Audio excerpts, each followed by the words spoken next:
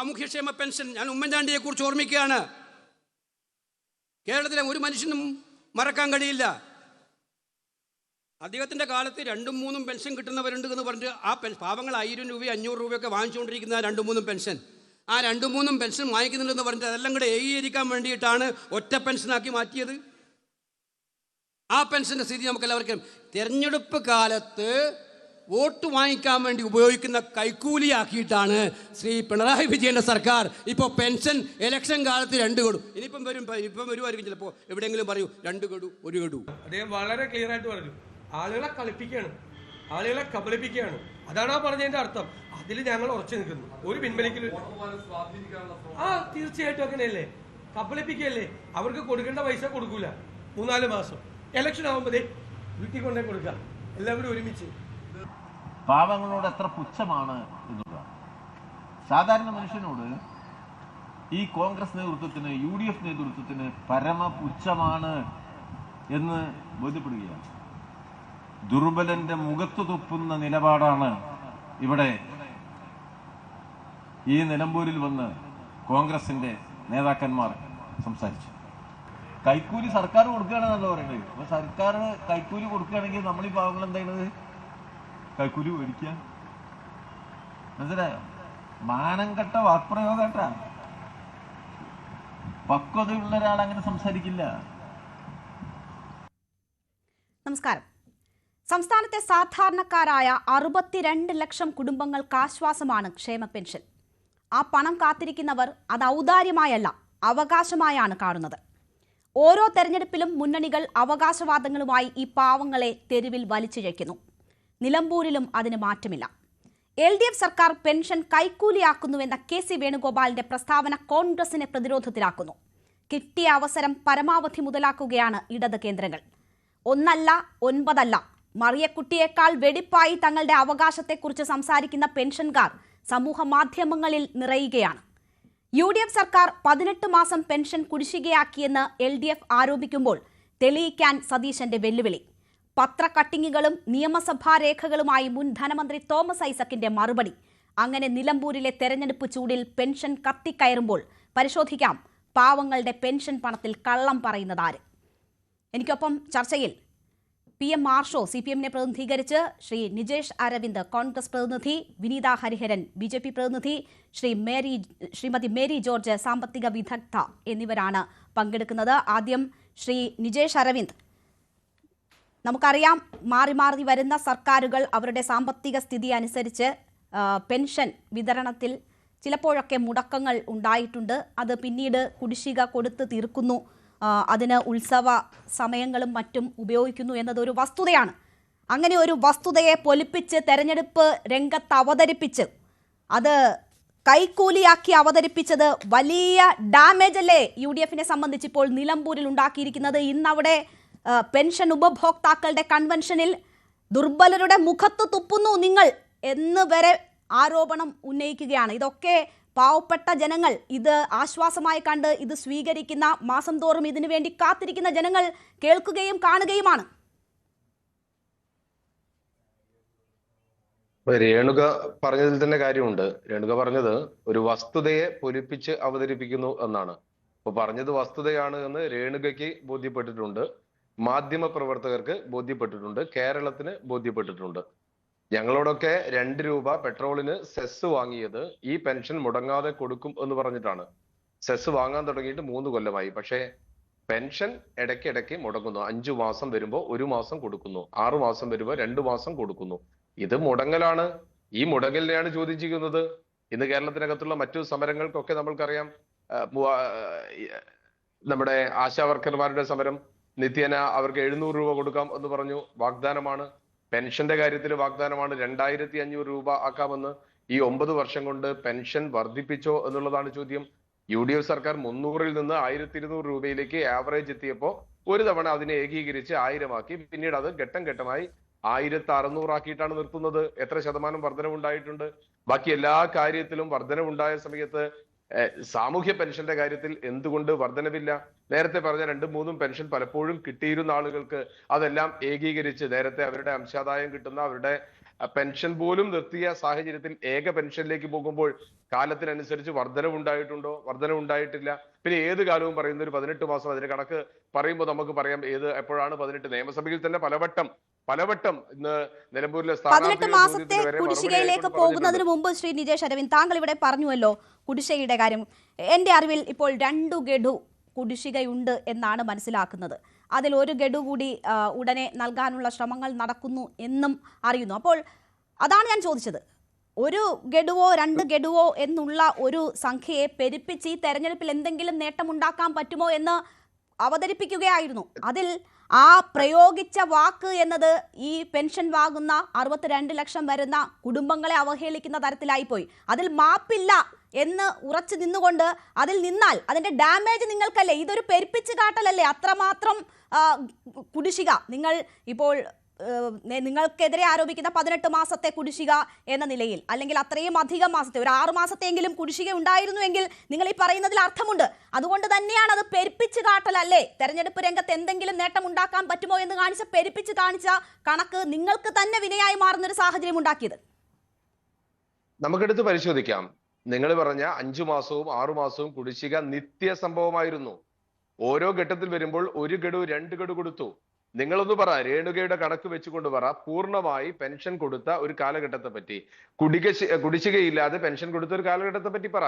നേരത്തെ ഉണ്ടായ ഒരു എങ്ങനെയാണ് ഈ സർക്കാരിന് തുടർ ഭരണം കിട്ടുന്നത്? ശ്രീ നിജേഷ് അരവിന്ദ്, നമുക്കൊക്കെ ലോകമാകമാനം എങ്ങനെ കോവിഡ് എന്ന മഹാമാരിയെ നേരിടും എന്ന് പതറി നിന്ന ഘട്ടമുണ്ടായിരുന്നു. ആ ഘട്ടത്തിൽ കരുതലും സ്നേഹവുമായി നിന്നതാണ് ഈ സർക്കാർ.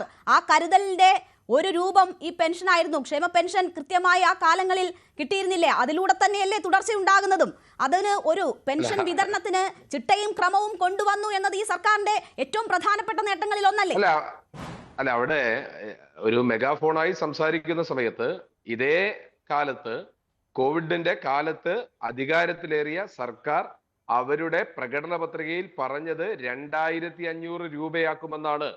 ഭരണത്തിന്റെ അവസാന കാലഘട്ടമായപ്പോൾ അതാക്കിയോ? ഏതായാലും നിങ്ങൾ പറയുമ്പോൾ അതിനെ ന്യായീകരിച്ച് സംസാരിക്കുമ്പോൾ ഇതിന്റെ ഉത്തരവാദിത്വം കൂടിയുണ്ട്. ഞാൻ വീണ്ടും ചോദിക്കുന്നു, ഈ പെൻഷൻ കൊടുക്കാൻ വേണ്ടിയിട്ട് കേരളത്തിൽ ഒരു പമ്പിൽ നിന്ന് പെട്രോൾ അടിക്കുന്ന ആളിൽ നിന്ന് 2 രൂപ സെസ്, നിങ്ങളൊന്ന് പരിശോധിക്കേ. ഒരു പെട്രോൾ പമ്പിനകത്ത് ഒരു ദിവസം കിട്ടുന്ന വരുമാനം എത്രയുണ്ടാകും? കേരളത്തിൽ അങ്ങോളം ഇങ്ങോളമുള്ള 10,000 പെട്രോൾ പമ്പുകളിൽ ലക്ഷക്കണക്കിന് കോടിക്കണക്കിന് ലിറ്റർ പെട്രോൾ ഒരു ദിവസം അടിക്കുമ്പോൾ 2 രൂപ വെച്ച് അതിലേക്ക് സെസ്സായി, പെൻഷൻ കൊടുക്കാനുള്ള സെസ്സായി പോകുമ്പോൾ അത് പൂർത്തീകരിക്കണ്ടേ? സമയബന്ധിതമായി കൊടുക്കണ്ടേ? എങ്ങനെ 5 മാസവും 6 മാസവും കുടിശ്ശിക ഉണ്ടാവുന്നു എന്ന ചോദ്യം ചോദിച്ചാൽ അത് തെരഞ്ഞെടുപ്പ് വരുമ്പോഴാണ് വല്ലപ്പോഴും ഒക്കെ കൊടുക്കുന്നത് എന്ന് പറഞ്ഞാൽ അതിന്റെ എല്ലാ കുറ്റവും ഞങ്ങളുടെ തലയിലേക്ക് കെട്ടിവെക്കേണ്ട ഇതൊരു യാഥാർത്ഥ്യമാണ്. കേരളത്തിൽ നടന്നുകൊണ്ടിരിക്കുന്ന യാഥാർത്ഥ്യമാണ്. കേരളത്തിലെ പെൻഷൻകാരെ അപമാനിക്കുന്ന, അവഹേളിക്കുന്ന സമീപനമാണ് ഈ ഗവൺമെന്റ് ഭാഗത്തുണ്ടായത്.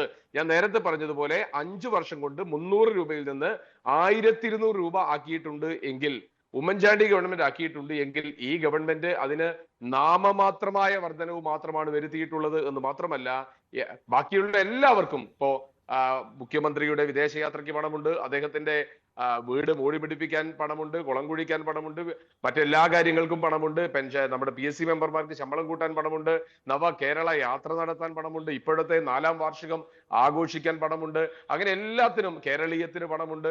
ഇതിനൊക്കെ പണമുള്ള സമയത്ത് പെൻഷൻകാരുടെ കുടിശ്ശിക കൊടുക്കാൻ അവർക്ക് വേണ്ടി എന്ന് പറഞ്ഞ് കേരളത്തിലെ സാധാരണക്കാരോട് പിരിച്ചെടുക്കുന്ന പൈസ പോലും കൊടുക്കാത്തത് എന്ത് എന്നൊരാൾ ചോദിച്ചാൽ അതിന്റെ കുറ്റക്കാർ ഞങ്ങളാവില്ലല്ലോ. ഞങ്ങൾ ഈ പെൻഷൻ കൊടുക്കാൻ വേണ്ടിയിട്ടാണ് പറഞ്ഞത്, ഇല്ലാതിരിക്കാൻ വേണ്ടിയിട്ടാണ് പറഞ്ഞത്. കൊടുക്കാത്തത് എന്ത് എന്ന ഒരു സാമാന്യമായ ചോദ്യം, അല്ലെങ്കിൽ ദാ നോക്കൂ 2 ഗഡു കുടിശ്ശികയുണ്ട്, അത് എന്തുകൊണ്ട് നിങ്ങൾ കൊടുക്കുന്നില്ല എന്നൊരു ചോദ്യം ചോദിച്ചാൽ ഈ വിവാദങ്ങൾ ഉണ്ടാകില്ല.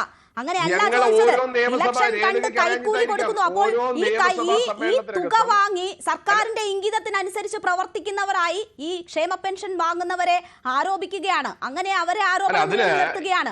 ഇത് സർക്കാർ കോടതിയിൽ ഇത് ഒരു എല്ലാവർക്കും കൊടുക്കുന്ന ഈ പെൻഷനെ കുറിച്ച് സർക്കാർ കോടതിയിൽ കൊടുത്ത സത്യവാങ്മൂലത്തിൽ അത് ഔദാര്യമെന്ന് ധ്വനിപ്പിക്കുന്ന സൂചനകൾ ഉണ്ടായപ്പോൾ പോലും, അല്ലെങ്കിൽ അങ്ങനെ കരുതാവുന്ന സൂചനകൾ ഉണ്ടായപ്പോൾ അതിനെതിരെ എന്ത് വികാരം ഈ പെൻഷൻ വാങ്ങുന്ന അതിന്റെ ഉപഭോക്താക്കളിൽ ഉണ്ടായി എന്ന് നമ്മൾ കണ്ടതാണ്. നിങ്ങൾ അതിന്റെ ഗുണം അനുഭവിച്ചവരാണ്, അല്ലെങ്കിൽ തെരഞ്ഞെടുപ്പിൽ അത് നേടാൻ ശ്രമിച്ചവരാണ്. അപ്പോൾ അങ്ങനെ ഒരു വികാരം ഉണ്ടെന്നിരിക്കെ ഈ 2 ഗഡു കുടിശ്ശിക എന്നതിനെ പൊലിപ്പിച്ച് കാട്ടി അവരെ കൈക്കൂലി വാങ്ങി സർക്കാർ ഇംഗിതത്തിന് വേണ്ടി പ്രവർത്തിക്കുന്നവരാക്കിയതിൽ ഒരു പാളിച്ചയുണ്ട്. അത് അംഗീകരിച്ച് മാപ്പ് പറഞ്ഞാൽ തീരുന്ന പ്രശ്നമേ ഉണ്ടായിരുന്നുള്ളൂ.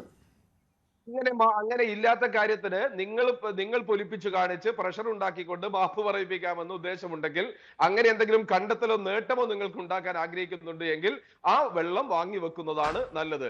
ഞങ്ങൾ പറഞ്ഞത് പിണറായി വിജയൻ ഗവൺമെന്റ് വന്നത് മുതൽ ഇന്ന് വരെ 6 മാസവും 5 മാസവും കുടിശ്ശികയുണ്ട്. പല വഴിക്ക് പണം ഉണ്ടാക്കിയിട്ടുണ്ട്. പെൻഷൻകാർക്ക് മാത്രം കൊടുക്കുന്നില്ല, ബാക്കിയുള്ളവർക്കൊക്കെ വാരി കോരി കൊടുക്കുന്നുണ്ട്. വീട്ടിനകത്ത് നീന്തൽക്കുളം കുഴിക്കാനും ആല കെട്ടാനും പശുവിനെ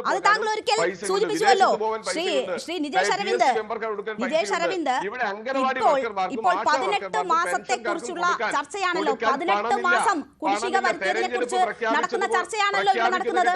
നമ്മുടെ ഈ പാനലിലെ CPM പ്രതിനിധി PM ആർഷോയാണ്. ആർഷോ എത്താത്തത് കൊണ്ടാണ് എനിക്ക് താങ്കളോട് ചോദ്യങ്ങൾ ആവർത്തിച്ച് ചോദിക്കേണ്ടി വരുന്നത്. 18 മാസത്തെ കുടിശ്ശിക എന്നതാണല്ലോ നിങ്ങൾക്കെതിരെ ഉപയോഗിക്കുന്ന ആരോപണം. അത് മാക്സിമം നിലമ്പൂരിൽ എല്ലാവരിലേക്കും എത്തിക്കാൻ ശ്രമിക്കുകയാണ് ഇടത് കേന്ദ്രങ്ങൾ. ഇല്ലെങ്കിൽ ഇവിടെ വേറെ ആൾക്കാരുണ്ടല്ലോ. ഞാൻ മാഡത്തിലേക്ക് വരാം, ദയവായി തുടരുക. ശ്രീ നിജേഷ് അരവിന്ദ്, 18 മാസത്തെ കുടിശ്ശിക ഇല്ല എന്ന് പറയുന്നു VD സതീശൻ, വെല്ലുവിളിക്കുന്നു തെളിയിക്കാൻ. 18 മാസം ഇല്ല എന്നിരിക്കട്ടെ, എങ്കിലും കുടിശ്ശിക എന്നത് ഒരു യാഥാർത്ഥ്യമായി അവിടെ നിൽക്കുന്നുണ്ടല്ലോ. അത് സ്ഥാനമൊഴിയുന്ന ഒരു സർക്കാർ വരുത്തിവെച്ച കുടിശ്ശികയാണല്ലോ. അപ്പോൾ അത്രയും കുടിശ്ശിക വരുത്തിയ ഒരു മുന്നണിയുടെ പ്രതിനിധികൾ ഇപ്പോൾ 2 മാസത്തെ കുടിശ്ശികയെ ഈ നിലയിൽ തെരഞ്ഞെടുപ്പ് രംഗത്ത് അവതരിപ്പിക്കാൻ പോയി എന്നത് തന്നെയാണ് അതിലെ തെറ്റ്. അല്ല, രേണുക പറയുന്നതിനകത്ത് തന്നെയാണ് പ്രശ്നം. നേരത്തെ നിങ്ങൾ പറഞ്ഞു ഒരു വസ്തുതയെ പെരുപ്പിച്ചു കാണിക്കുന്നു.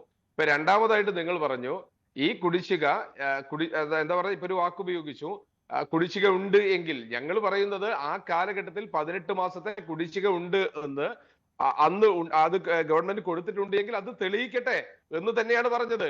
ആ 18 മാസക്കാലത്തിനിടയിൽ ഇടതുപക്ഷ ജനാധിപത്യ മുന്നണി നിയമസഭയ്ക്കകത്ത് അവതരിപ്പിച്ച ചോദ്യങ്ങളോ ഉത്തരങ്ങളോ അടിയന്തര പ്രമേയമോ ഉണ്ടെങ്കിൽ പറയട്ടെ. ഇനി അതല്ല, പെൻഷൻ കൊടുക്കാൻ വേണ്ടി ഏകദേശം നമ്മുടെ കണക്ക് വെച്ചാൽ ഒരു 5000-ലധികം കോടി രൂപയുണ്ടാവും. ഏത് കണക്ക് വെച്ചിട്ടാണ് 5000 കോടി രൂപയുടെ കണക്ക് കൊടുത്തത്? ഈ ഗവൺമെന്റ് വന്ന കാലത്തെ ആദ്യത്തെ ഗവൺമെന്റിന്റെ വൈറ്റ് പേപ്പറിനകത്ത് ഇങ്ങനെ ഒരു കുടിശ്ശിക ഉള്ളതായിട്ടുണ്ടോ? ഇങ്ങനെയുള്ള ചോദ്യങ്ങളാണ് ഞങ്ങൾ ചോദിക്കുന്നത്. അതാണ് വസ്തുത. ആ വസ്തുത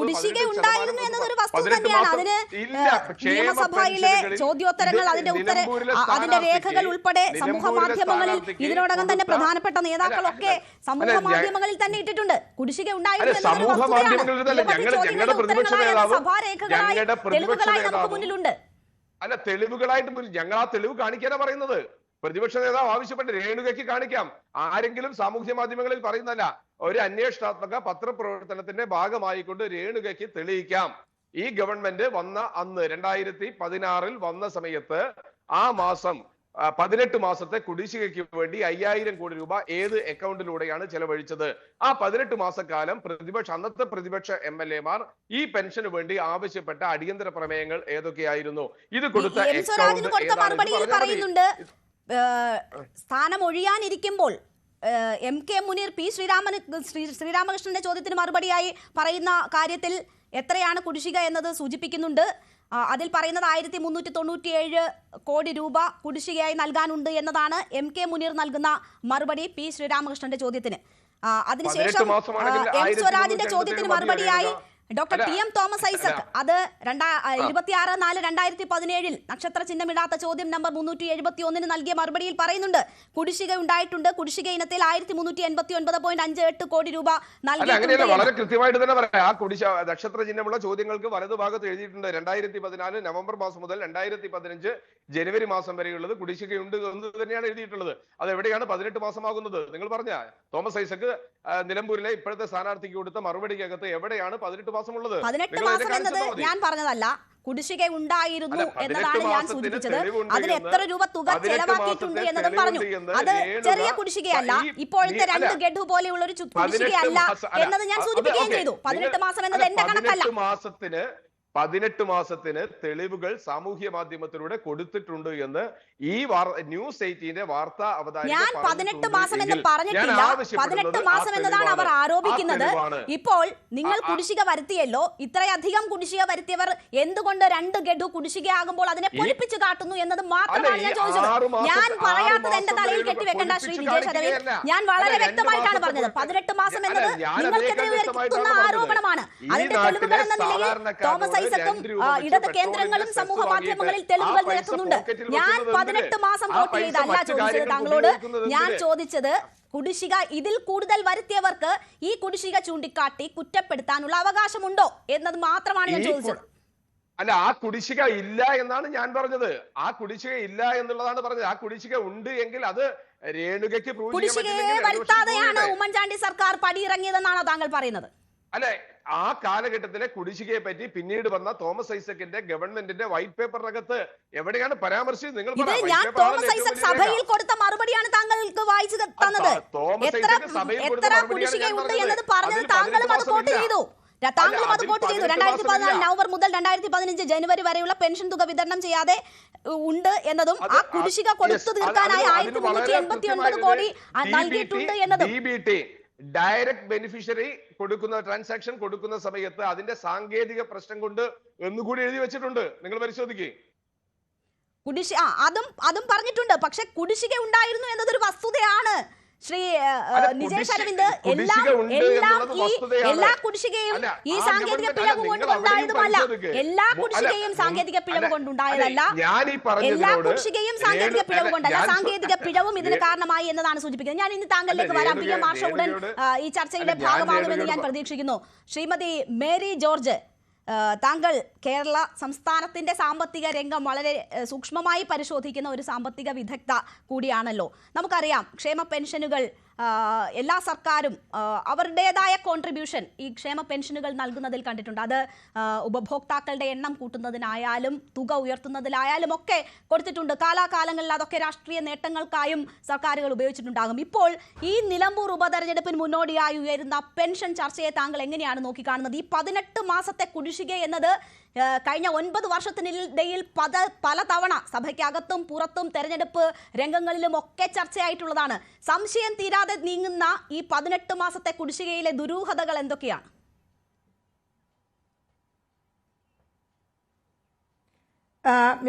ശ്രീമതി രേണുക, എനിക്ക് ഈ 18 മാസം കുടിശ്ശിക ഉണ്ടായിരുന്നു എന്നുള്ളത് സമ്മതിച്ചു തരാൻ പറ്റാത്ത ഒന്നാണ്. പക്ഷേ ഉമ്മൻചാണ്ടിയുടെ കാലഘട്ടത്തില് അവസാനമായപ്പോഴേക്ക് ഈ കൊടുക്കുന്ന അതായത് 1200 രൂപയാക്കി അത് വർദ്ധിപ്പിച്ചു കഴിഞ്ഞിട്ടും അത് കൃത്യമായിട്ട് അതായത് അത് കിട്ടേണ്ടവരുടെ കൈകളിൽ കൃത്യമായിട്ട് ആ തുക പൂർണ്ണമായും കിട്ടുന്നില്ല.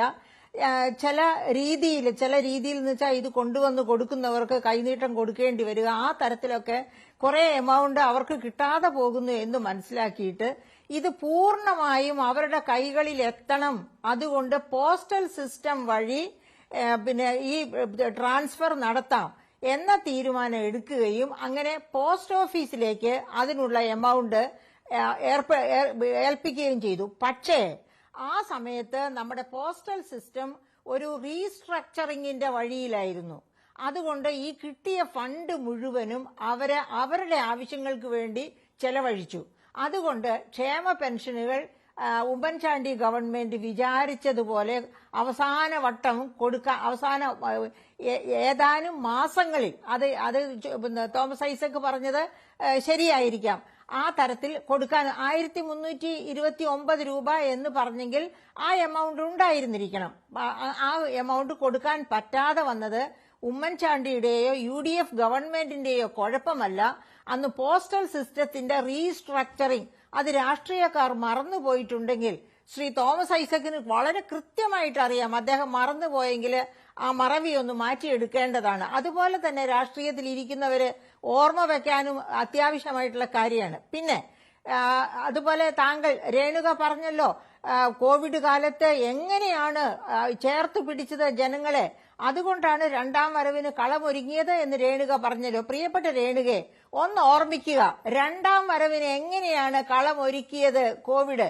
അതായത് 2013 ഭക്ഷ്യസുരക്ഷാ ആക്ട്, UPA ഗവൺമെന്റ് കൊണ്ടുവന്ന ഭക്ഷ്യസുരക്ഷാ ആക്ട് എന്താണ് പറയുന്നതെന്ന് രേണുകയ്ക്ക് അറിയാമോ? അതായത് താഴെ തട്ടിൽ നിന്ന് മുകളിലേക്ക് 68% ജനങ്ങൾക്ക് ഒരു പ്രതിസന്ധി ഘട്ടം ഉണ്ടായാൽ ഫ്രീ ആയിട്ട് ഭക്ഷണം കൊടുത്തിരിക്കണം. ആ ഭക്ഷണത്തിന്റെ ലിസ്റ്റിൽ എന്തൊക്കെയാണ് വരുന്നത്? 5 തരം പയറുവർഗ്ഗങ്ങൾ, ഗോതമ്പ്, അരി, ആട്ട, ഭക്ഷ്യ എണ്ണ, പഞ്ചസാര, ഇത്രയും ഐറ്റംസ് അടങ്ങിയതാണ് ഭക്ഷ്യസുരക്ഷാ ആക്ട്. കോൺസ്റ്റിറ്റ്യൂഷണൽ ആക്ട് ആണ് 2013 ആക്ട്. ആ ആക്ടിൽ ഇത്രയും സാധനങ്ങൾ താഴെ തട്ടിലെ 68%. അതാണ് ആ 68%മാണ് നമ്മുടെ നരേന്ദ്രമോദി ഇപ്പോഴും പത്രത്തിന്റെ ഫുൾ പേജിൽ അഡ്വർടൈസ്മെന്റ് കൊടുക്കുന്നുണ്ട്. ഞാൻ 82 കോടി ജനങ്ങൾക്ക് ആഹാരം അവകാശമാക്കിയിരിക്കുന്നു. അദ്ദേഹം അല്ല അവകാശമാക്കിയത്, UPA ഗവൺമെന്റ് 2013 ആക്ട് വഴിയാണ് അവകാശമാക്കി തീർത്തത്. അപ്പോ ഞാൻ പറഞ്ഞു വരുന്നത്, കോവിഡ് കാലത്ത് കേരളമാണ് ഏറ്റവും ഭക്ഷ്യപ്രതിസന്ധിയുള്ള സംസ്ഥാനം. അതുകൊണ്ട് കോവിഡ് കാലത്ത് കേരളം ആവശ്യപ്പെട്ടതുപോലെ ഈ പറയപ്പെട്ട ഐറ്റംസ് എല്ലാം കേന്ദ്രത്തിൽ നിന്ന് കേരളത്തിലേക്ക് എത്തുന്നു. അത് കമ്മ്യൂണിറ്റി കിച്ചൺ ആക്കി മാറ്റിയത് ആരാണെന്ന് രേണുകയ്ക്ക് അറിഞ്ഞുകൂടെ? ഇവിടുത്തെ കുടുംബശ്രീകളാണ് കമ്മ്യൂണിറ്റി കിച്ചൺ ആക്കി മാറ്റിയത്. പിന്നെ കിറ്റ് ആക്കി മാറ്റിയത് ആരാണ്? കോവിഡ് കാലത്ത് മാത്രമല്ല, കോവിഡിന് ശേഷം അടുത്ത ഇലക്ഷൻ 2021 ഇലക്ഷൻ നേടുന്നതിന് പോലും അത് കിറ്റാക്കി അതായത് കിറ്റാക്കിയത് റേഷൻ കടകളാണ്. ഇതാ 1 മാസം മുൻപും കിറ്റാക്കിയതിന്റെ പൈസ ഞങ്ങൾക്ക് കിട്ടിയിട്ടില്ല എന്ന് പറഞ്ഞ് റേഷൻ കടകള് സമരത്തിന് ആഹ്വാനം ചെയ്തതാണ്. ഇടയ്ക്കിടയ്ക്ക് അവര് ആഹ്വാനം ചെയ്തുകൊണ്ടിരിക്കുകയാണ്. ഇതുവരെ അത് കൊടുത്തു തീർത്തിട്ടില്ല ഗവൺമെന്റ്. ആ കിറ്റുകൾ ആരാണ് വീട് വീടാന്തരം കൊണ്ടേ കൊടുത്തത്? അത് സഖാക്കളാണ്. അങ്ങനെയാണ് പിണറായി വിജയൻ 2ാം വിജയം നേടിയത്. അതല്ലാതെ പിണറായി വിജയൻ ഗവൺമെന്റിന്റെ മഹത്തരമായ ജനസേവനം കൊണ്ടല്ല. അത് പക്ഷെ ഇത്രയും ചെയ്തു എന്നത് നല്ല കാര്യം തന്നെയാണ്. കാരണം അല്ലെങ്കിൽ കോവിഡ് ബാധിച്ചും അല്ലാതെയും പട്ടിണി കിടന്നും ഒരുപാട് മലയാളികൾ മരിക്കേണ്ടി വന്നേനെ. കാരണം അത്ര ഭക്ഷ്യ ദൗർലഭ്യമുള്ള ഒരു സംസ്ഥാനമാണ് കേരളം. ഇനി ഇരിക്കട്ടെ, മിസ്റ്റർ നമ്മുടെ വേണുഗോപാൽ പറഞ്ഞ ഇതൊരു എന്താണ് പറയാ, ഒരു കൈക്കൂലിയാണ് എന്ന വാക്കാണല്ലോ ഇപ്പൊ വലിയ പ്രതിസന്ധി സൃഷ്ടിച്ചിരിക്കുന്നത്. ഓഫ് കോഴ്സ് വായിൽ നിന്ന് പോയ വാക്ക് തിരിച്ചെടുക്കാൻ പറ്റില്ല എന്നുള്ളത് കൊണ്ട് അദ്ദേഹം കുറച്ചുകൂടി ശ്രദ്ധാലുവാകേണ്ടതായിരുന്നു എന്നതിന് സംശയമില്ല. പക്ഷേ വളരെ കൃത്യമായി നാം ആ വാക്കിനെ വിശകലനം ചെയ്താൽ ഇപ്പൊ എന്താണ് പിണറായി വിജയൻ ഈ അടുത്ത നാളുകളിൽ പറയുന്നത്? 62 ലക്ഷത്തിൽ നിന്ന് 2 ലക്ഷം പേർക്ക് കൂടി സാമൂഹ്യ സുരക്ഷാ പെൻഷൻ കൊടുക്കും. അതൊരു പക്ഷേ പറ്റിയാൽ 2500 ആക്കി മാറ്റുമെന്ന് സ്വരാജ് തന്നെ നിലമ്പൂരിൽ പറഞ്ഞു കഴിഞ്ഞു ഓൾറെഡി. അപ്പൊ അവരത് ഇലക്ഷൻ മാനിഫെസ്റ്റോയിലും പറഞ്ഞിട്ടുണ്ട്. നടപ്പാക്കിക്കോട്ടെ, നമുക്ക് സന്തോഷമേ ഉള്ളൂ. പക്ഷേ ഇലക്ഷൻ അടുക്കുമ്പോൾ ഇപ്പൊ അവരെ ഭരണത്തിലേക്ക് കേറി വന്ന 2021 ഇത് 2500 ആക്കി മാറ്റി എല്ലാ മാസവും കൃത്യമാക്കി അത് കൊടുത്തിരുന്നുവെങ്കിൽ നന്നായിരുന്നു. അത് ഡെമോക്രസിയാണ്. അതുപോലെ തന്നെ എന്താണ് ഇപ്പോ ചെയ്യാൻ പോകുന്നത്? അത് തന്നെയുമല്ല, ഓർമ്മിക്കുക, ആ 2021 ഭരണത്തിൽ വരാൻ വേണ്ടിയാണ് അന്ന് ദിവംഗതനായ മുഖ്യമന്ത്രി ഉമ്മൻചാണ്ടി 42 ലക്ഷം പേർക്ക് സാമൂഹ്യ സുരക്ഷാ പെൻഷൻ കൊടുത്തിരുന്നതാണ് LDF ഗവൺമെന്റ് 62 ലക്ഷത്തിലേക്ക് വർദ്ധിപ്പിച്ചത്. 62 ലക്ഷത്തിലേക്ക് വർദ്ധിപ്പിച്ചത് എന്തിനാണ്? ഈ ഞാൻ നേരത്തെ പറഞ്ഞ കിറ്റും കമ്മ്യൂണിറ്റി കിച്ചന്റെ കൂടെ ജനങ്ങളെ പ്രോത്സാഹിപ്പിച്ച് കയ്യിലെടുക്കാനുള്ള ഒരു കൈനീട്ടം. രേണുക മറന്നു പോയോ? ഒരു 3-4 മാസമേ ആയിട്ടുള്ള സുപ്രീം കോടതി ഒരു റൂളിംഗ് ഏർപ്പെടുത്തിയിട്ടുണ്ട്. എന്താണത്? ഫ്രീ ബീസ് ഡെമോക്രസിക്ക് ചേർന്നതല്ല. അത് ജനങ്ങൾക്ക് അവിഹിതമായ കണ്ടുകാഴ്ചകൾ കൊടുക്കുന്നതിന്, അതായത് പണം കൊടുക്കുന്നത്.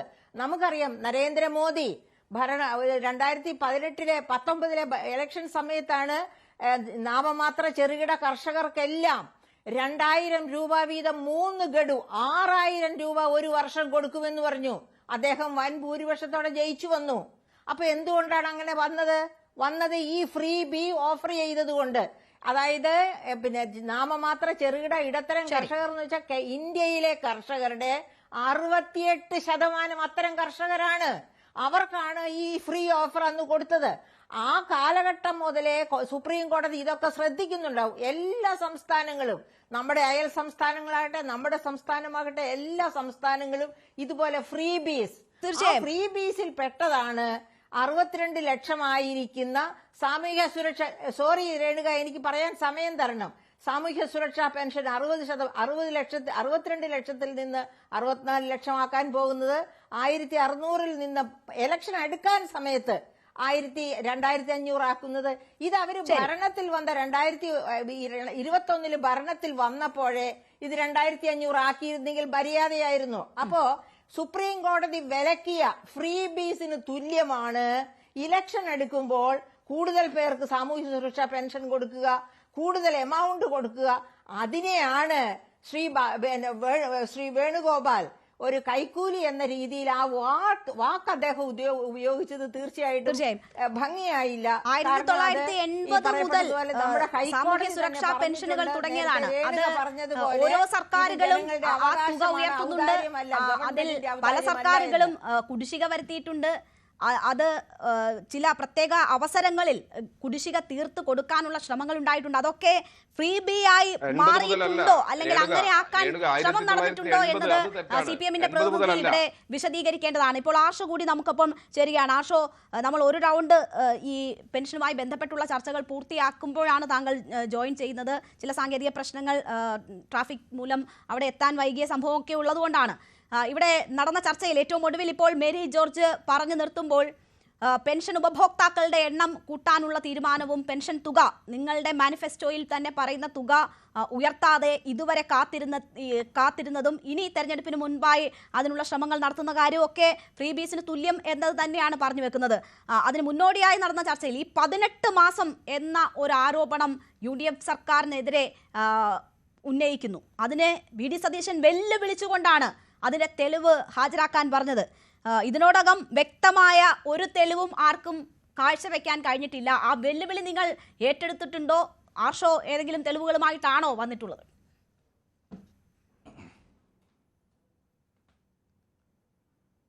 തീർച്ചയായിട്ടും ഞാൻ ചർച്ചയിൽ ജോയിൻ ചെയ്തിട്ടില്ല എന്നുണ്ടെങ്കിലും നേരത്തെ കോൺഗ്രസിൻ്റെ പ്രതിനിധി സംസാരിച്ചതുപോലെ തന്നെ സാമ്പത്തിക വിദഗ്ധയായിട്ടുള്ള മാഡത്തിൻ്റെ സംസാരത്തിൻ്റെ പകുതിയും കേൾക്കാൻ വേണ്ടി കഴിഞ്ഞിട്ടുണ്ട്.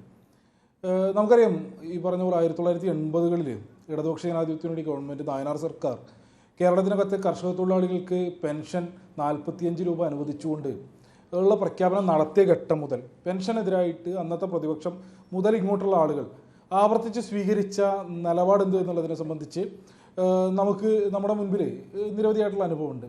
അന്ന് ഇത് ഉൽപ്പാദനകരമല്ല, അല്ലെങ്കിൽ ഇത് സർക്കാരിന് വലിയ നഷ്ടത്തിലേക്ക് പോകുന്ന ഇടപാടാണ്, അങ്ങനെ കർഷക തൊഴിലാളികൾക്ക് നാടിനകത്ത് പെൻഷൻ കൊടുക്കേണ്ട തുടങ്ങിയിട്ടുള്ള വാദം ആ ഘട്ടത്തിൽ മുതലേ കോൺഗ്രസ് ആവർത്തിച്ചുയർത്തിയതിൻ്റെ അനുഭവം നമ്മുടെ മുൻപിലുണ്ട്. ഇവിടെ എത്തുമ്പോഴേക്കും ഇന്ന് ഈ ഒരു തെരഞ്ഞെടുപ്പിൻ്റെ അടക്കം പശ്ചാത്തലത്തിൽ ഈ ഒരു വിഷയത്തിലേക്ക് നമ്മളെ ചർച്ച എത്താൻ വേണ്ടി ഇടയായ സാഹചര്യം അങ്ങേയറ്റം നമുക്കറിയാം. കേരളത്തിൽ 62 ലക്ഷത്തോളം വരുന്ന മനുഷ്യർ വിവിധങ്ങളായിട്ടുള്ള ക്ഷേമ പെൻഷൻ ലഭിച്ചുകൊണ്ടിരിക്കുന്ന ആളുകളാണ്.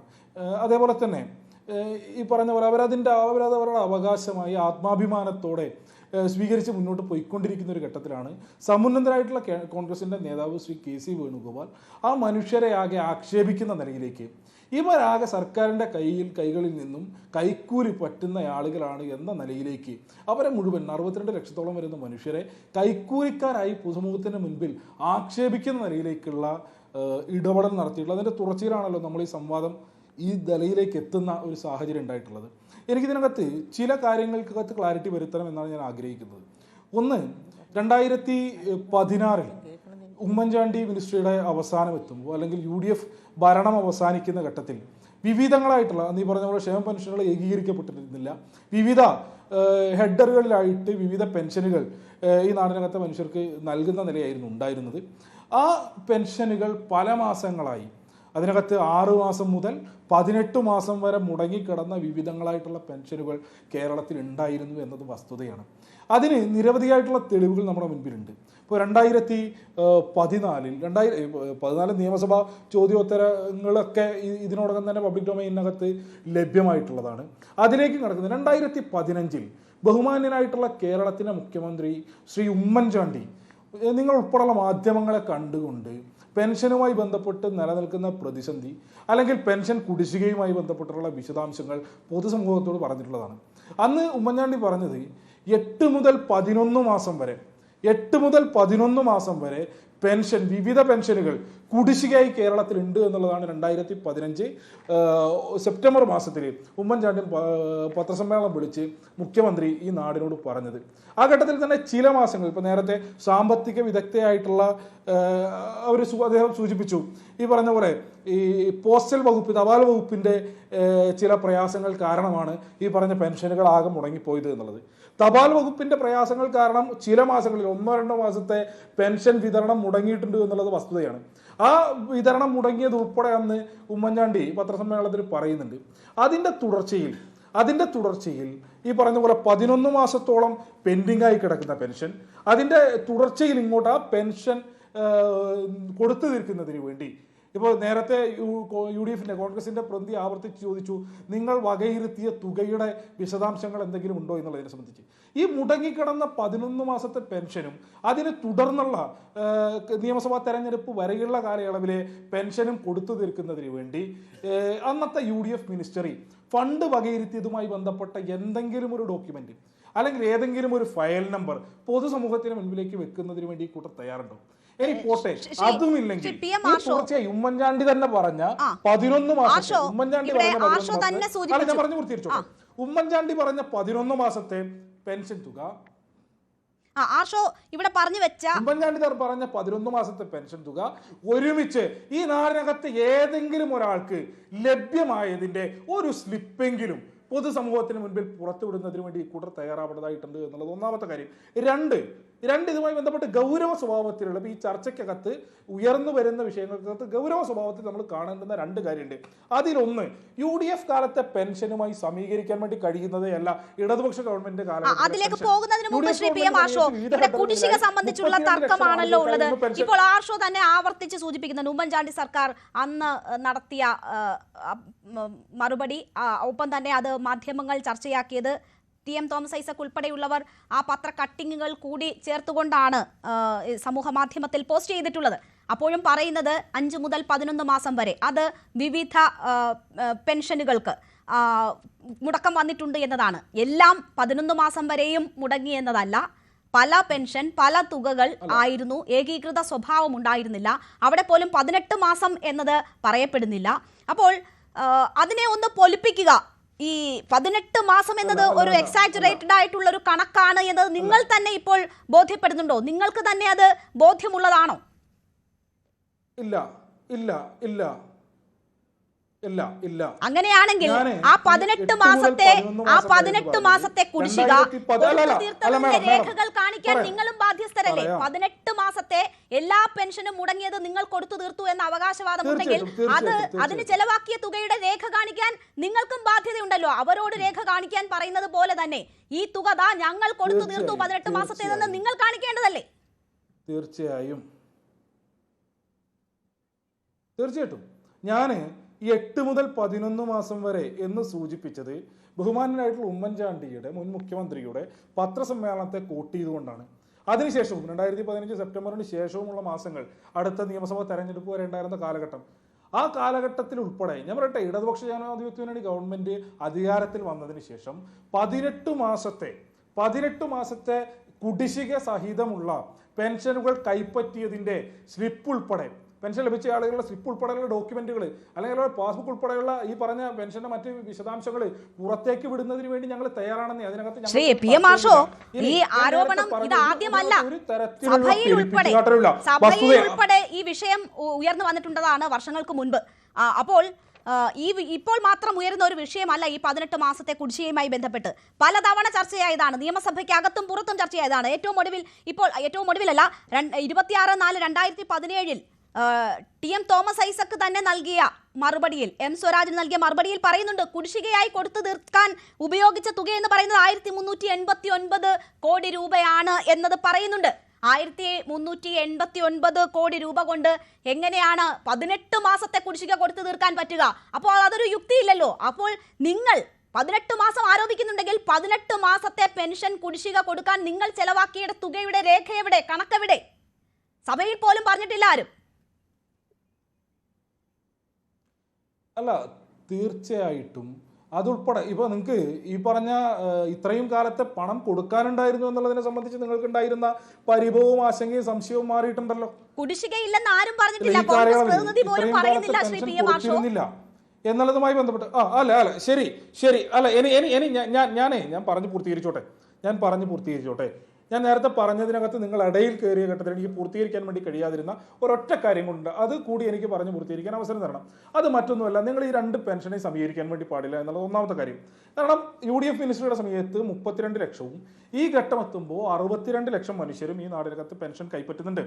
ഇനി ആവർത്തിച്ച് ഈ ചർച്ചയ്ക്കകത്ത് ഉയർത്തപ്പെട്ട ഒരു നുണയുണ്ട്. ആ നുണ കോൺഗ്രസിന്റെ പ്രതിനിധി ചർച്ചയിൽ 2 തവണ പറഞ്ഞു. ഈ പറഞ്ഞ പോലെ സാമ്പത്തിക വിദഗ്ധ 1 തവണ പറഞ്ഞു. UDF ഗവൺമെന്റ് സമയത്ത് ഉമ്മൻചാണ്ടി ഗവൺമെന്റ് സമയത്ത് 1200 രൂപയാക്കി ഉയർത്തിയ പെൻഷനുമായി ബന്ധപ്പെട്ട് പെൻഷൻ തുക ഉയർത്തിയ വിഷയത്തിലേക്ക് നമുക്ക് വരാം. ഇപ്പോൾ കുടിശ്ശിക സംബന്ധിച്ചുള്ള അതിന് രേഖകളുണ്ടോ എന്ന ചോദ്യമാണ് ഞാൻ താങ്കളോട് ചോദിച്ചത്.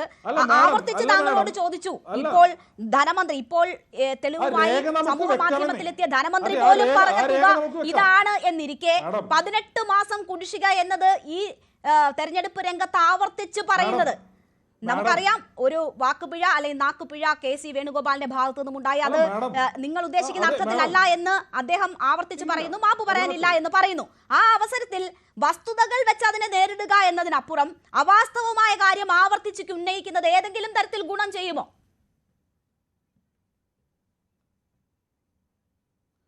മാഡം, ഇതിനകത്ത് ഒരു അവാസ്തവവും ഇല്ല.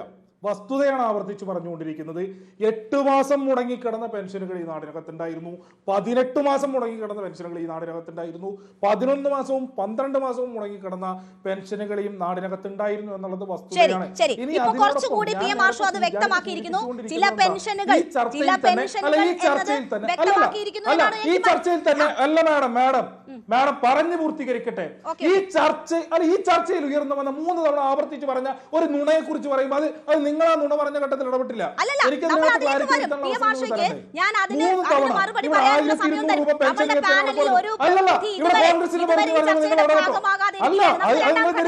രണ്ടാം ഘട്ടത്തിൽ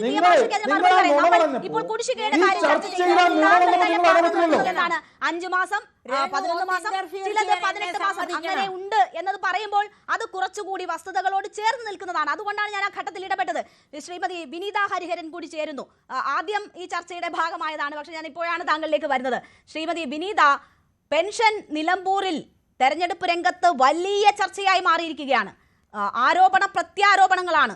സമൂഹ മാധ്യമങ്ങളിലും ഏറ്റുമുട്ടൽ തുടരുകയാണ്. പക്ഷേ BJP മൗനം പാലിക്കുന്നത് എന്തുകൊണ്ടാണ്? ഒരുപാട് ഫ്രീ ബീസ് പറഞ്ഞ് വോട്ട് നേടുന്നവരായതുകൊണ്ട് ഇതിൽ പറയാൻ ഞങ്ങൾക്ക് വോയിസ് ഇല്ല എന്നതുകൊണ്ടാണോ, അതോ നിലമ്പൂരിൽ ഞങ്ങൾ കാഴ്ചക്കാരാണ് എന്നതുകൊണ്ടാണ്? എന്തുകൊണ്ടാണ് BJP-ക്കാർക്ക് ഈ വിഷയത്തിൽ മൗനം?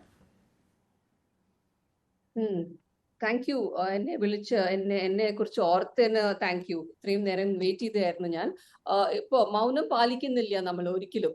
First of all, free B culture വരുന്നത് നമ്മുടെ BJP-യുടെ ഒട്ടും ചേരാത്ത ഒരു കൾച്ചറാണ് ഫ്രീ ബി കൾച്ചർ. ഇപ്പോ മേരി ജോർജ് ഇപ്പൊ പറഞ്ഞു സുപ്രീം കോർട്ട് ഫ്രീ ബീസിന്റെ അഗേൻസ്റ്റ് ആയിട്ട് പറഞ്ഞു എന്ന്. യെസ്, അത് പറഞ്ഞു. ബിക്കോസ് ആ സമയത്ത് ലോക്സഭ ഇലക്ഷന്റെ സമയത്ത് പല സ്റ്റേറ്റ്സും ഫ്രീ ബീസിന്റെ അടിസ്ഥാനത്തിലാണ് വോട്ട് നൽകിക്കൊണ്ടിരുന്നത്. അതുകൊണ്ട് തന്നെയാണ് സുപ്രീം കോർട്ട് ആ ഒരു ഓർഡർ നൽകിയത്. ഇപ്പൊ ഫ്രീ ബി കൾച്ചർ നരേന്ദ്രമോദി സർക്കാരിന്റെ ആബ്സല്യൂട്ട്ലി ഓപ്പോസിറ്റ് ആണ്. ഫ്രീ ബി കൾച്ചറിന്റെ ഓപ്പോസിറ്റ് ആണ്. ഇപ്പൊ നമ്മളിപ്പോ പറഞ്ഞ പോലെ പ്രധാനമന്ത്രി കിസാൻ സമ്മാൻ നിധിനെ കുറിച്ച് പറഞ്ഞു ഇപ്പൊ മേരി ജോർജ്, അതിലൊന്നും നൽകിയിട്ടില്ല എന്ന്. ഇപ്പൊ കേരളത്തിൽ തന്നെ നിങ്ങൾ കണക്ക് നോക്കുകയാണെങ്കിൽ 28 lakhs beneficiaries PM Kisan Samman നിധിയിൽ അവർക്ക് ബെനിഫിഷ്യറീസ് ഉണ്ട്. PM കിസാൻ സമ്മാൻ നിധിയിൽ ഓൾമോസ്റ്റ് ഒരു 2000 കോടിയോളമാണ് ഫണ്ട് നൽകിയിരിക്കുന്നത് ഫാമേഴ്സിന്. കേരളത്തിൽ മാത്രം കണക്കാണ് ഞാൻ പറയുന്നത്. കൺട്രി മുഴുവനും ഒരുപാട് പറയാനുണ്ട് കണക്കുകൾ, അത് പറയുന്നില്ല. പിന്നെ ഡയറക്റ്റ് ബെനിഫിഷ്യറി ട്രാൻസ്ഫറിനെ കുറിച്ച് ഇപ്പൊ നിജേഷ് പറഞ്ഞു. ഡയറക്റ്റ് ബെനിഫിഷ്യറി ട്രാൻസ്ഫർ ആരാണ് നടപ്പിലാക്കിക്കുന്നത്? മോദി സർക്കാരാണ് നടപ്പിലാക്കിക്കുന്നത്. ഡയറക്റ്റ് ബെനിഫിഷ്യറി ട്രാൻസ്ഫർ UPA സർക്കാരിന്റെ സമയത്ത് ഒരു കോൺസെപ്റ്റ് ആയിരുന്നു മാത്രം, പക്ഷെ അത് നടപ്പിലാക്കിയത് മോദി സർക്കാരാണ്. GST regime മാത്രം ഒരു കോൺസെപ്റ്റ് മാത്രമായിരുന്നു UPA സർക്കാരിൽ നടപ്പിലാക്കിയത് മോദി സർക്കാരാണ്. ഇപ്പോ GSTയിൽ നമ്മൾക്ക് എത്രത്തോളം ഫണ്ട് നൽകുന്നുണ്ട്, എത്രത്തോളം ഒരു ഡിസിപ്ലിൻ വന്നിട്ടുണ്ട്, എത്രത്തോളം ഡിജിറ്റൈസേഷൻ നടന്നിട്ടുണ്ട് കൺട്രിയിൽ, അതൊന്നും നിങ്ങൾ നോക്കുന്നില്ലേ? കഴിഞ്ഞ 10 വർഷം, ഇപ്പൊ 11ാം വർഷമാണ് BJP സർക്കാരിന്റെ. എത്രത്തോളമാണ് നമ്മുടെ കൺട്രിയുടെ പ്രോഗ്രസിന് എല്ലാവരും ഒന്ന് should just take cognizance of that. World ബാങ്കും IMFും പോലെ ഒരു ഇന്റർനാഷണൽ ഒബ്ജക്റ്റീവ് ആയിട്ട് റേറ്റ് ചെയ്ത ഒരു കാര്യങ്ങളാണ് ഇതൊക്കെ. അപ്പോ ഈ പെൻഷന്റെ കാര്യം പറയുമ്പോ ഇപ്പൊ ഈ ലാഗ്സും അറിയേഴ്സും വരുന്നത് CPM സർക്കാരിന്റെ, ഇപ്പൊ കേരളത്തിലെ സർക്കാരിന്റെ അവരുടെ ഒരു സാമ്പത്തിക അവസ്ഥ ഒന്ന് റീകൺസൈൽ ചെയ്യേണ്ട ആവശ്യമുണ്ട്. അവരൊരു ടൈം ആൻഡ് അഗെയിൻ നമ്മുടെ ഡിബേറ്റിൽ പറയുന്ന കാര്യങ്ങളാണ്. കേരളത്തിന്റെ ഫൈനാൻസസിന്റെ ഹെൽത്ത് ഇംപ്രൂവ് ചെയ്യാനായിട്ട് ഇറ്റ്സ് ഹൈ ടൈം ആയിട്ടുണ്ട്. ഇപ്പൊ റവന്യൂസ് നോക്കുകയാണെങ്കിൽ, നിങ്ങളുടെ റവന്യൂ എക്സ്പെൻഡിച്ചർ നോക്കുകയാണെങ്കിൽ കേരള സർക്കാരിന്റെ മൊത്തം ഒരു 75% ടുവേർഡ്സ് വെൽഫെയർ പെൻഷൻസ് ആണ് കാണിച്ചിരിക്കുന്നത്. പക്ഷെ അത് എവിടെയാണ് ഉള്ളത്? അതിലും അറിയേഴ്സ് വന്നിരിക്കുന്നത്. ഇപ്പൊ ഈ ഒരു വെൽഫെയർ ഒരു അംബ്രേലയിൽ നിങ്ങൾ കേരള സർക്കാർ എപ്പോഴും പറയുന്നത് വെൽഫെയർ സ്റ്റേറ്റ് ഉണ്ട്. ആ ഒരു അംബ്രേലും ആ ഒരു ടാഗും കൂടിയും ഇല്ലാണ്ട് ആവുന്നുണ്ട് ഇപ്പൊ കേരളത്തിന്റെ ഒരു അവസ്ഥ. ബിക്കോസ് ഫിനാൻഷ്യൽ ഹെൽത്ത് ആദ്യം നോക്കേണ്ട ഒരു prime duty of state government is financial health നോക്കണം. പൈസ ഇല്ലാണ്ട് എവിടുന്നാ നിങ്ങൾ അറിയേഴ്സ് കൊടുക്കുന്നത്? എവിടുന്നാ പൈസ ഇല്ല എന്നുള്ളത് ഈ സർക്കാർ തന്നെ പറയുന്നുണ്ട്. കേരളത്തിന് അർഹമായ വിഹിതം തടഞ്ഞുവെച്ചും കിഫ്ബി അടക്കം പദ്ധതികളെ സംസ്ഥാന വായ്പാ പരിധിയിൽ ഉൾപ്പെടുത്തിയതും ഉൾപ്പെടെ സാമ്പത്തികമായി വരിഞ്ഞു മുറുക്കിയ ഒരു ഘട്ടത്തിലും പെൻഷൻ കൊടുത്തു എന്നതാണ് ഈ സർക്കാരിന്റെ അവകാശവാദം. ശ്രീമതി വിനീത ഹരിഹരൻ, ഞാൻ വെയിറ്റ് ചെയ്തുകൊണ്ടിരുന്നത്. എനിക്ക് സമയം തരണം. അല്ല, ഞാൻ താങ്കൾ പറഞ്ഞതിൽ ഒരു കൂട്ടിച്ചേർക്കൽ നടത്തിയെന്നേ ഉള്ളൂ. സാമ്പത്തിക പ്രതിസന്ധികൾക്കിടയിലും ഇത് കൊടുക്കുന്നത്. അത് കേന്ദ്ര സർക്കാർ ഈ നിലയിൽ വരിഞ്ഞു മുറുക്കുമ്പോഴും ഞങ്ങൾ അത് ചെയ്യുന്നു എന്നത് ഈ സർക്കാരിന്റെ വലിയ അവകാശവാദമാണ്.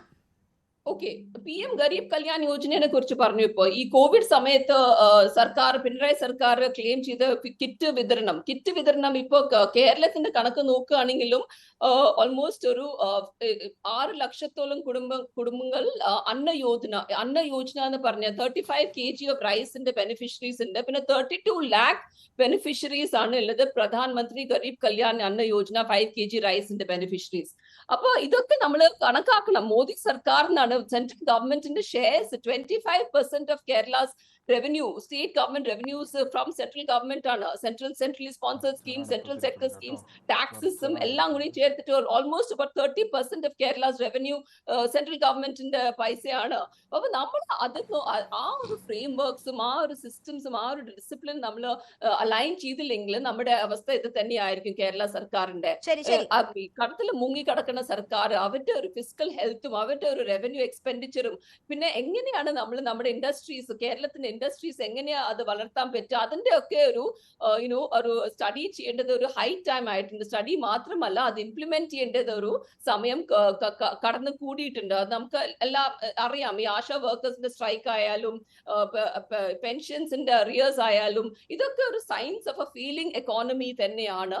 അതുകൊണ്ട് ഇപ്പൊ ഇറ്റ്സ് ഹൈ ടൈം. ശരി, ഇതേ മനോഭാവം തന്നെയാണോ കോൺഗ്രസിനും എന്നത് എനിക്ക് കോൺഗ്രസ് പ്രതിനിധിയോട് ചോദിക്കണം. ഇലക്ഷൻ സമയത്തായാൽ പോലും മുടങ്ങിക്കിടക്കുന്ന ഒരു തുക എത്തുന്നത് ആശ്വാസമാകുന്ന നിരവധി കുടുംബങ്ങളുണ്ട്. അത് കാത്തുകിടക്കുന്ന ഒരുപാട് പേരുള്ള ഒരിടത്താണ് നമ്മൾ ഇപ്പോഴും ജീവിക്കുന്നത്. അപ്പോൾ ഈ BJPയുടെ ഈ സാമ്പത്തിക നയം തന്നെയാണോ കോൺഗ്രസും പിന്തുടരാൻ ശ്രമിക്കുന്നത്? അതുകൊണ്ടാണോ ഒരു തെരഞ്ഞെടുപ്പ് രംഗത്ത് പോലും ഈ നിലയിൽ ഈ വിഷയങ്ങളെ അവതരിപ്പിക്കുന്നതെന്ന് ഞാൻ ചോദിക്കാം. തിരിച്ചു വരാം നമുക്ക് ഇടവേളയ്ക്ക് ശേഷം.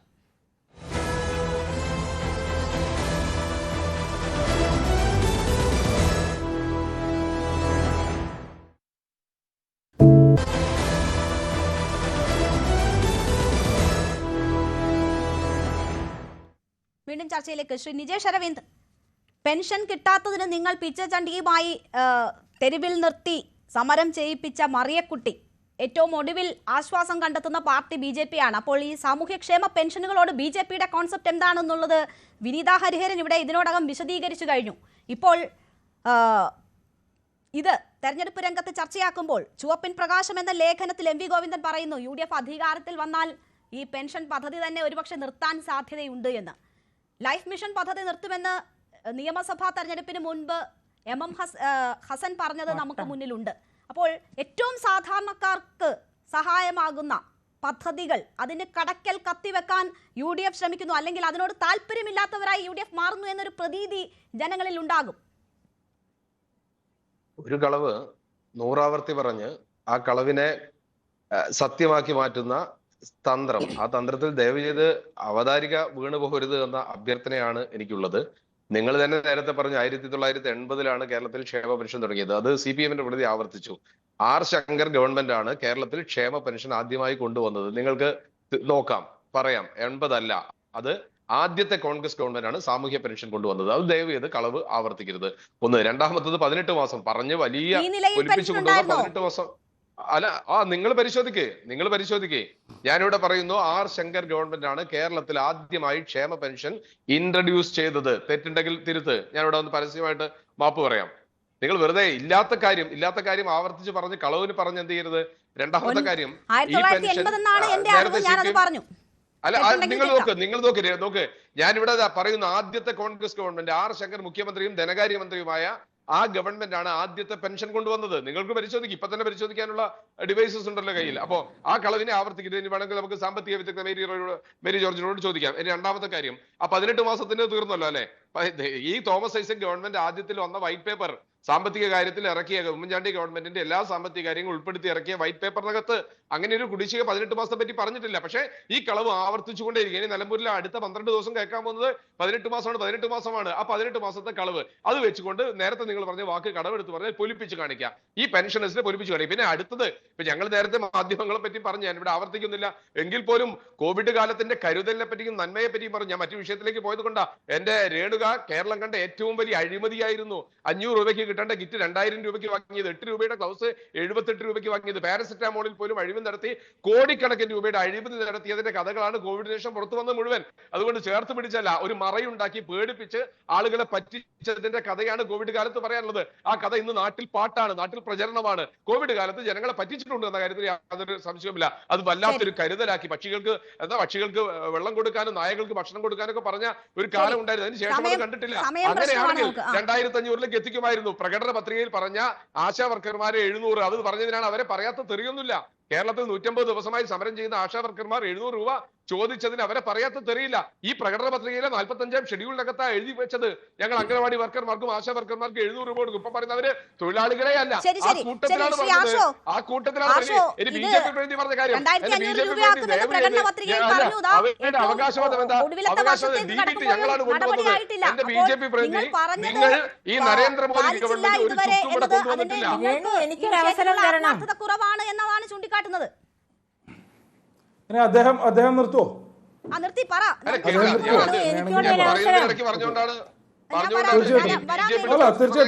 ബിജെപിയുടെ എല്ലാം നരേന്ദ്രമോദിയാണ് കൊണ്ടുവരുന്നത്. GST സിസ്റ്റം എന്റെ അവസരമാണോ? എന്റെ അവസരമാണെങ്കിൽ അദ്ദേഹത്തോട് മിണ്ടാതിരിക്കാൻ പറയൂ. അല്ലേ താങ്കൾ പറയൂ. അല്ല, എന്റെ അവസരമാണ്, ഞാൻ പറഞ്ഞു. BJPയുടെ പ്രതി പറഞ്ഞതിന് മറുപടിയാണ് എന്നോട് ചോദിച്ചെങ്കിൽ അതിന് 2 മിനിറ്റ് കൂടി അവിടെ ഞാൻ പറഞ്ഞല്ലോ. ആർഷോ പറയൂ, സമയം കളയണ്ട. അല്ല, ഞാൻ അദ്ദേഹത്തോട് സംസാരിക്കാതിരിക്കാൻ വേണ്ടി പറയൂ. ഒരു മര്യാദ അല്ലേ ഇത്? ഞാൻ നിർത്തി സാർ.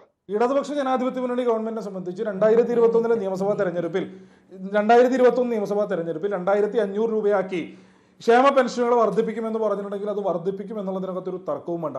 ഇനി ഞാൻ നേരത്തെ നിങ്ങൾ പലയാവർത്തി എന്നെ പറയാൻ അനുവദിക്കാതിരുന്ന ഒരു കാര്യം, ആവർത്തിച്ച് ഇവിടെ ഉയർന്നു വന്ന 3 തവണ ആവർത്തിച്ച നുണയായിരുന്നു UDF ഗവൺമെന്റ് സമയത്ത് 1200 രൂപ ക്ഷേമ പെൻഷൻ വർദ്ധിപ്പിച്ചിരുന്നു എന്നുള്ളത്. ഈ ചർച്ചയിൽ തന്നെ 3 തവണ സാമ്പത്തിക വിദഗ്ധ ഉൾപ്പെടെയുള്ള ആളുകൾ ആവർത്തിച്ചു പറഞ്ഞു ഉണ്ടായിരുന്നില്ല. 2016 നിയമസഭാ തെരഞ്ഞെടുപ്പിലേക്ക് കടക്കുന്ന ഘട്ടത്തിൽ UDFന്റെ പ്രകടന പത്രികയ്ക്കകത്ത് 18-ാം ഖണ്ഡികയ്ക്കകത്ത് ക്ഷേമ പെൻഷനുകളുമായി ബന്ധപ്പെട്ട് അവർ പറഞ്ഞത് 1000 രൂപയാക്കി ക്ഷേമ പെൻഷൻ വർദ്ധിപ്പിക്കുമെന്നുള്ളതായിരുന്നു. UDFന്റെ 2014 പ്രകടന പത്രികയ്ക്കകത്ത് അവർ പറഞ്ഞിരുന്നത് 1000 രൂപയാക്കി വർദ്ധിപ്പിക്കുമെന്ന് 2014 പറയുന്ന ആളുകൾ അതിനു മുൻപുണ്ടായിരുന്ന 2016 തെരഞ്ഞെടുപ്പിനെ നേരിടുന്ന ഘട്ടത്തിൽ നിങ്ങൾ പറഞ്ഞതാ നിങ്ങൾ 1000 രൂപയാക്കി വർദ്ധിപ്പിക്കുന്നു. നിങ്ങളുടെ തന്നെ പ്രകടന പത്രിക എടുത്ത് തുറന്നു നോക്ക്. നിങ്ങൾ എങ്ങനെ ഉണ്ടായിരുന്നത് കുറയ്ക്കുന്നതാണോ പറഞ്ഞത് 16-ല്?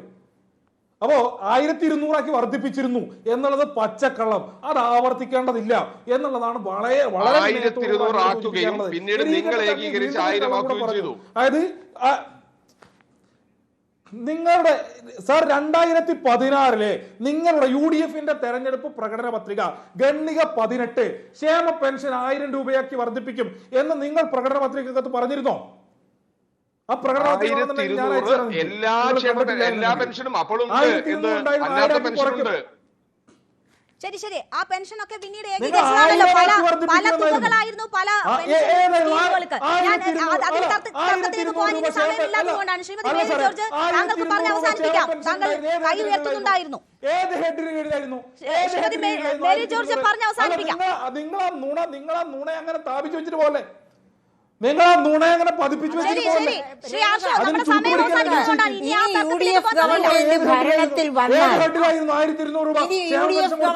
ഭരണത്തിൽ വന്നാൽ സാമൂഹ്യ പെൻഷനുകൾ തന്നെ നിർത്തുമെന്നല്ലേ ഓരോരുത്തർ ഇപ്പൊ അവിടെ പറഞ്ഞത്?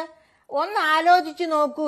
UDF ഗവൺമെന്റിന്റെ മുഖ്യമന്ത്രിയായിരുന്ന ഉമ്മൻചാണ്ടി മരിച്ച് അദ്ദേഹത്തിന്റെ ഡെഡ് ബോഡി കൊണ്ടുപോയപ്പോഴുണ്ടായ രംഗം, കേരളമോ ഈ രാജ്യത്ത് എവിടെയെങ്കിലും ആരെങ്കിലും മരിച്ച് ഇങ്ങനെ ഒരു രംഗം കണ്ടിട്ടുണ്ടോ? അവിടെ ടാറ്റാമാരും ബിർളമാരും അദാനിമാരും ആയിരുന്നില്ല വഴിയിലുണ്ടായിരുന്നേ. ബഹുഭൂരിപക്ഷം വരുന്ന പാവപ്പെട്ട മനുഷ്യരായിരുന്നു. ആ പാവപ്പെട്ടവരെ പലതരം പെൻഷനുകൾ കൊണ്ട് താങ്ങി നിർത്തിയ UDF ഗവൺമെന്റ് ആ പലതരം പെൻഷനുകളെയാണ് ഏകോപിപ്പിച്ച് ഒറ്റ പെൻഷനാക്കി 1600 രൂപയാക്കി കൊടുക്കാമെന്നു പറഞ്ഞ് ഈ പലപ്പോഴും കൊടുക്കാതെ, അതായത് ഗഡുക്കളാക്കി മാറ്റുന്നത്. അപ്പോ ഇവിടുത്തെ ജനങ്ങൾക്കറിയാം UDF ഗവൺമെന്റ് വന്നാൽ എങ്ങനെ അവരെ പരിപാലിക്കും, LDF ഗവൺമെന്റ് ആണെങ്കിൽ എങ്ങനെ പരിപാലിക്കുമെന്ന്. സാധാരണക്കാരായിട്ടുള്ള ജനങ്ങളാണ്. ഇത് ആക്ഷേപമായി അവർക്ക് തോന്നിയിട്ടുണ്ടെങ്കിൽ അത് നിലമ്പൂരിൽ പ്രതിഫലിക്കും. 43% ഗുണഭോക്താക്കൾ നിലമ്പൂരിലുണ്ട് എന്നാണ് മനസ്സിലാക്കുന്നത്. ഇത് അവർക്ക് ആക്ഷേപമായിട്ടുണ്ടെങ്കിൽ അത് തെരഞ്ഞെടുപ്പിൽ തീർച്ചയായും പ്രതിഫലിക്കും. ആരാണ് അവരെ കാണുന്നത് എന്നതും ഈ തെരഞ്ഞെടുപ്പിന്റെ ചൂണ്ടുപലകയാകും. അത് അടുത്ത നിയമസഭാ തെരഞ്ഞെടുപ്പിനുള്ള സൂചകവുമാകും. വളരെ നന്ദി ചർച്ചയിൽ പങ്കെടുത്ത എല്ലാ അതിഥികൾക്കും. ഇടവേളയ്ക്ക് ശേഷം അടുത്ത വാർത്താ ബുള്ളറ്റിൻ.